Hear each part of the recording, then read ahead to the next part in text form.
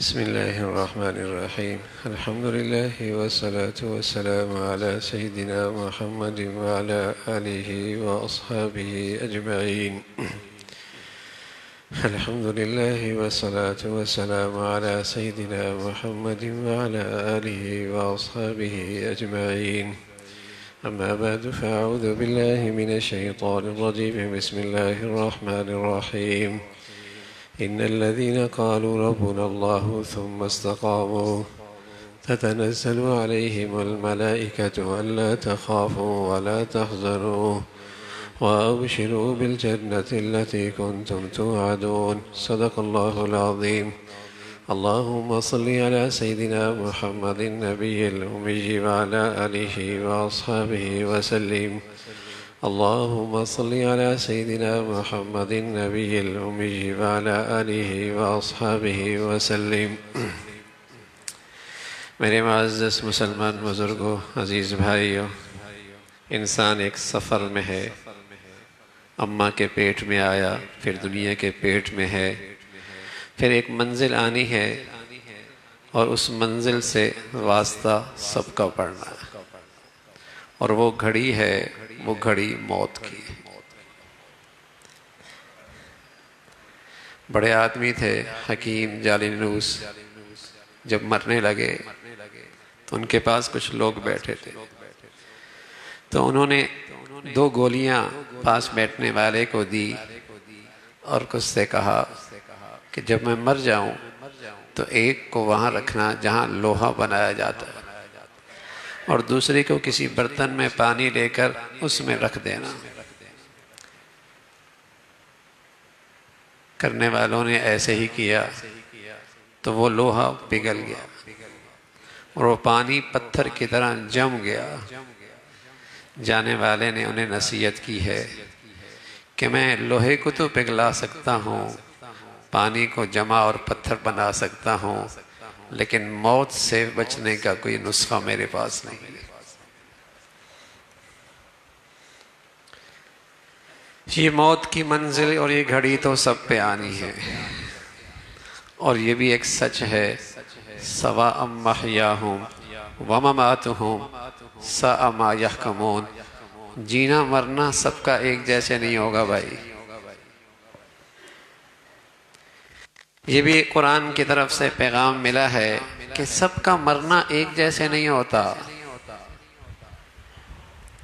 اور کوئی یہ سمجھتا ہے کہ حلال کھانے والا اور حرام کھانے والا اور اللہ کے حکموں کے پورا کرنے والا اور اللہ کے حکموں کو توڑنے والا، با نمازی اور بے نمازی، با حیا اور بے حیا، دونوں ایک جیسے مرتے ہیں. تو اللہ کریم کہتے ہیں ساء ما یحکمون، بڑا غلط فیصلہ کرتے ہو. ایسا نہیں ہے بھائی کہ دونوں کا جینا مرنا ایک جیسے ہو. یہ تمہاری غلط فہمی ہے کہ سود خور مرتا ہے، لوگ اس کا بھی جنازہ پڑھ لیتے ہیں، اور ایک آدمی زندگی بھر اس احتیاط کے ساتھ گزارتا ہے کہ میرے آمدنی میں کہیں حرام نہ آنے پائے، وہ بھی مر جاتا ہے.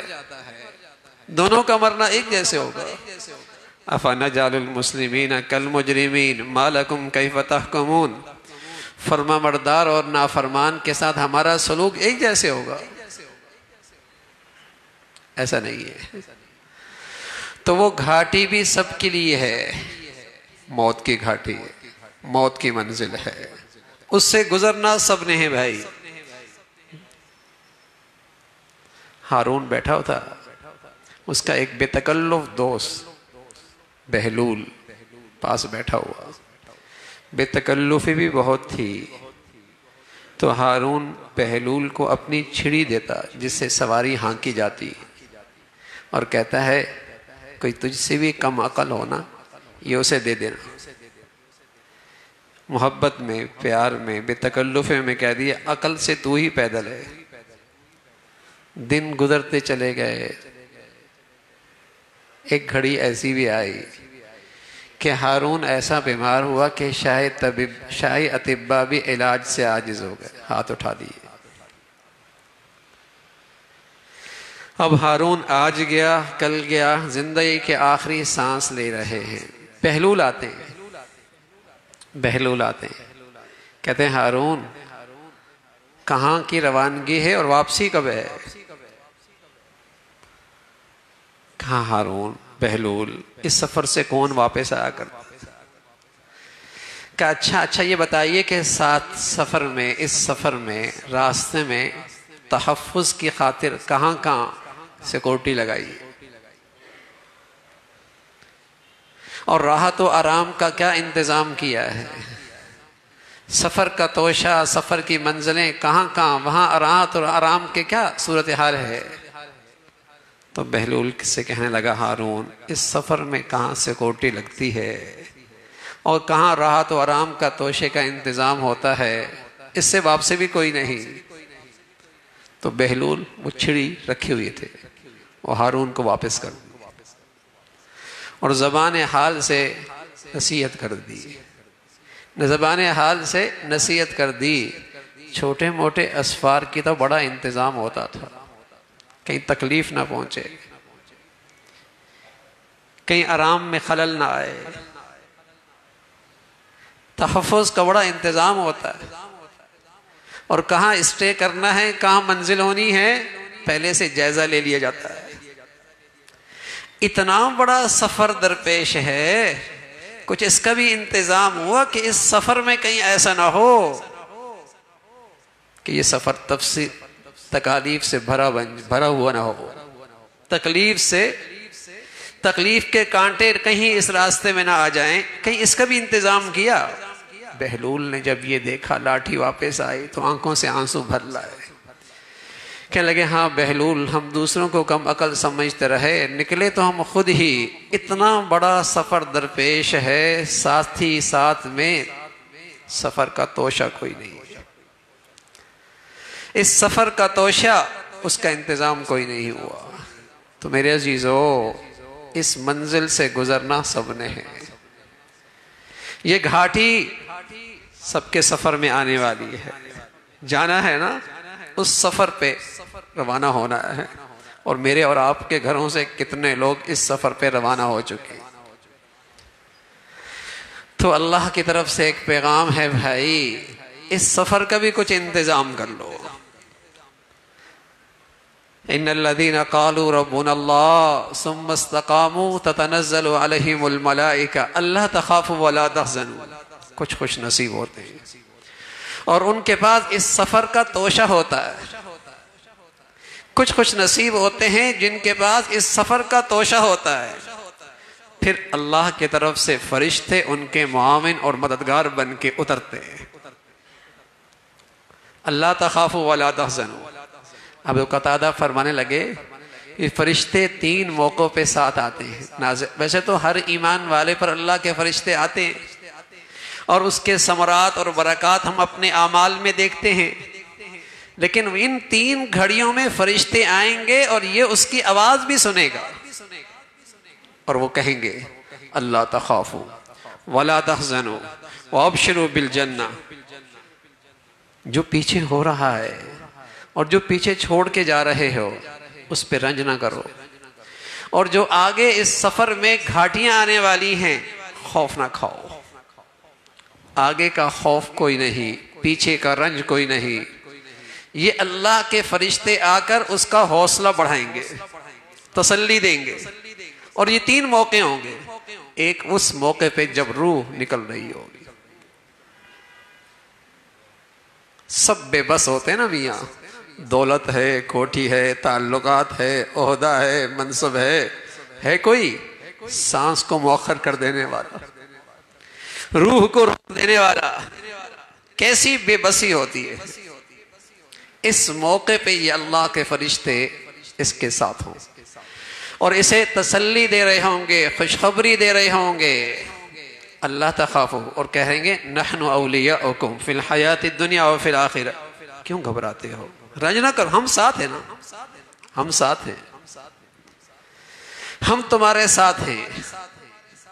یہ گھاٹی بھی آتی ہے، اور دوسری منزل، اللہ اکبر، کبھی تصور کیا کرو میرے عزیزو، جب اپنے پیاروں کو من و من مٹی کے اندر چھوڑ کے آتے ہو تو ایک لمحے کے لیے سوچو، اب اس کا مونس کون ہے، اب اس کا ساتھی کون ہوگا۔ بس اوقات رات کے طریقے میں اکیلے قبرستان پہ جاتے ہوئے بھی ڈر لگتا ہے، اور جب کسی پیارے کو من من مٹی کے نیچے چھوڑ کے آ رہا ہے تو سوچو تو صحیح، اب اس کو اپنے مددگار کی کتنی ضرورت ہے۔ یہاں کون ہے؟ دولت کہاں گئی، تعلقات کہاں گئے، عہدہ کہاں گیا، منصب کہاں گیا؟ ارے رشتہ دار، خاندان بس قبر کے مٹی تک آ سکتے ہیں نا۔ لیکن اس موقع پہ ایک اور اللہ کے پیارے ہیں، اللہ کے پیارے ہیں جو اللہ ان کو بھیجتا ہے، اور وہ کہتے ہیں اللہ تخافوا ولا تحزنوا۔ کوئی گھبرانے کی بات نہیں، کوئی گھبرانے کی بات نہیں ہے۔ اور رسول اللہ صلی اللہ علیہ وسلم نے فرمایا کہ یہ وہ موقع ہوتا ہے، سبحان اللہ، اگر اس کے پاس اس سفر کا توشہ ہے تو اس کا جانا اس دنیا سے ہزاروں لاکھوں گنوں بہتر ہو جاتا، اس کا وہاں راحت و آرام اس دنیا سے کئی گنا، سبحان اللہ، بڑھیا ہو جاتا ہے۔ حضرت عباس رضی اللہ تعالیٰ عنہ جب ان کا انتقال ہوا تو ایک شخص آیا حضرت عبداللہ کے پاس جو ان کے بیٹے تھے، کہنے کہ عبداللہ پتہ ہے تیرے ابا کہاں گئے؟ پتہ ہے؟ اگر ساری زندگی تو انہیں راحت و آرام پہنچاتا اور خیال رکھتا تو انہیں وہ راحت و آرام نہ دے پاتا جو اللہ کریم آج انہیں راحت دے رہا۔ اگر سفر کا توشہ ساتھ ہو، سبحان اللہ، پھر جانا تو رہ جانے سے بہت بڑھیا ہے، پھر تو جانا رہ جانے سے بہت بڑھیا ہے۔ تو وہاں اسے یہ خوشخبریاں ملیں گی اور کہا جائے گا دیکھو خیال رکھنا، مہمان ہو کس کے، تم مہمان ہو کس کے۔ بس اوقات آدمی کسی مہمان بن کہیں جاتا ہے اور میزبان بڑا ہو تو اس کے دماغ میں وہ اعزاز و اکرام کا تصور بھی نہیں ہوتا جو سامنے ہو رہا ہوتا ہے۔ جو اس کو اعزاز و اکرام مل رہا ہوتا ہے، جو اس کی خدمت ہو رہی ہوتی ہے، اس کے تصور بھی نہیں ہوتا۔ فرمایا نزلا من غفور الرحیم، آنے والے خوشخبری اسی انداز میں دیں گے، دیکھو تم مہمان ہو، اور ہو بھی کس ذات کے، تمہارے دل و دماغ میں بھی خیال نہیں ہے کہ تمہارا کیسا اعزاز ہونے والا ہے، اور تمہارے سامنے مولا کی کیسی نعمتیں آنے والی ہیں۔